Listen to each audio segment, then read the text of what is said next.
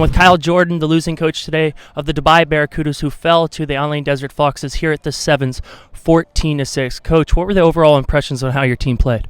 Well, first off, hats off to the Desert Foxes. They really brought it to us today. Their line was pushing us around the first half especially.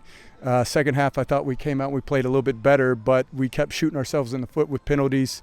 There were a couple scores that we got taken off the board because of silly mistakes. Can't go on two, therefore they're able to jump whenever they need to and anticipate the snap count. It's just the little things that we've got to work on and clean up, but we've got a lot of football left to play. So this is not going to be the team that we are now is not the team we're going to be by the end of the season. I guarantee that. The team you are now is not going to be the team you're at the end of the season. One question that looms over you is, if Xavier Cobb is quarterback, do you win that game today? I'm not really sure. I mean, I'm definitely not going to put that on Michael Anderson.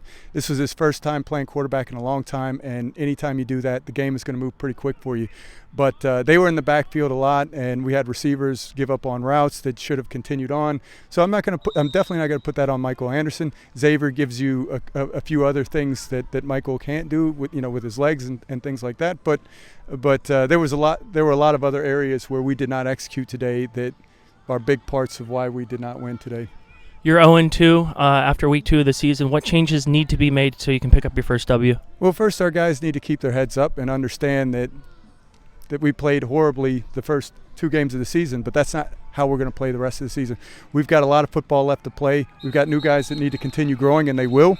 And we're just going to clean up the plays that we have in the playbook and be able to actually run them and execute them. When you're not getting the snap off or when you're jumping off sides and you go from having to being able to run the ball to then having to pass it, little things like that kill you. So if we clean that up, it's going to look like a different ball game. So that's all we're going to do is just work on repping what we already have and getting better at it.